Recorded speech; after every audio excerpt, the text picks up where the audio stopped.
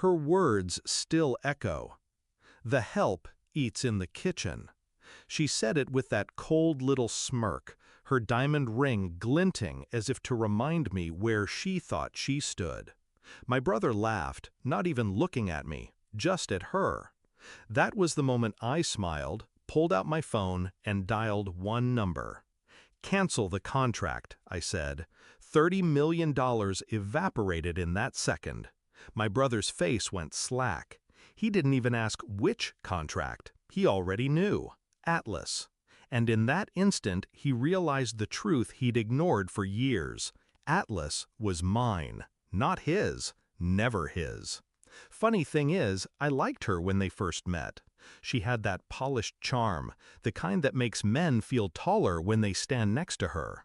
My brother, always the one chasing validation, looked at her like she was the prize he deserved. He introduced us at dinner, proud. She kissed my cheek and called me the quiet one. I smiled and poured her wine.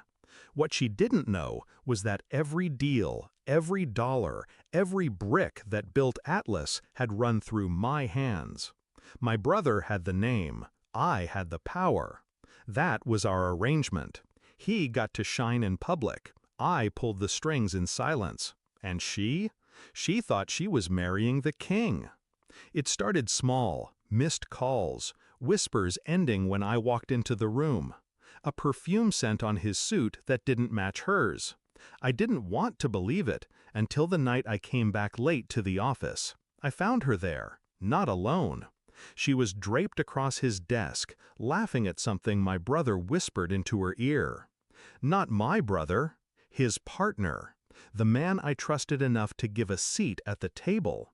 I froze in the doorway. They didn't see me. Her laugh was sharp, cutting, victorious. That was the moment the sting of betrayal turned cold in my veins. I didn't rage, didn't storm in. I simply closed the door quietly. And I started planning. Revenge is wasted on impulse. People scream, break things, beg for explanations. That only gives the betrayer power. I gave them silence. For weeks I played the role they expected, the quiet brother, the overlooked partner, the loyal fool.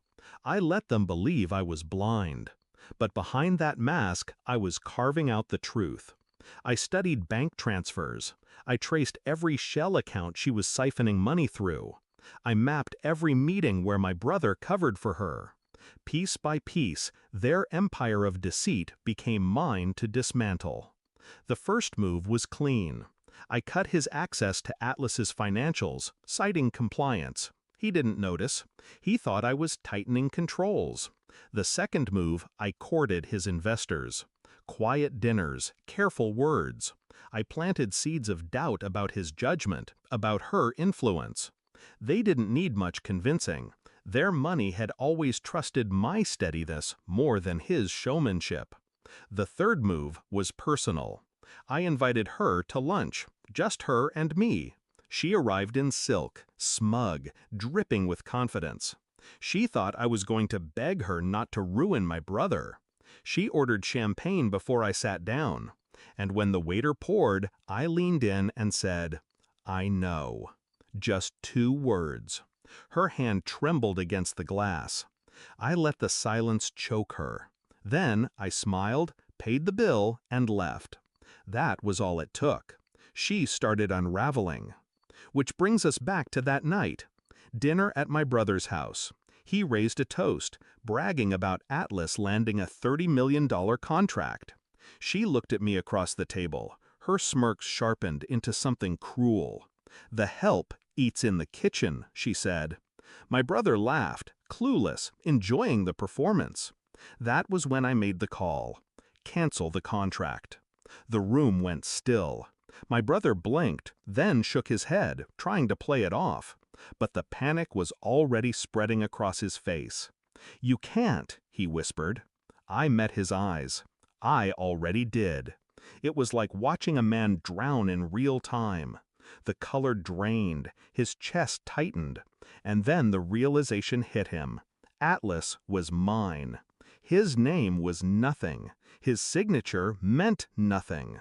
He looked at her, but she was already standing, jaw tight, realizing she'd backed the wrong brother. That was the sweetest part, watching them both calculate and come up short. I didn't shout, didn't gloat. I simply excused myself, left them sitting in their palace of glass, both finally seeing the cracks. By morning, the investors were gone. The partner was out. The accounts were locked. My brother called 12 times. I never answered. Her words replay in my head sometimes, but they don't sting anymore. They amuse me. The help eats in the kitchen. Maybe she was right. Maybe I was the help. The one who helped my brother pretend to be a king. The one who helped her believe she was untouchable. But kings fall. Queens rot. And the help? The help learns how to own the castle.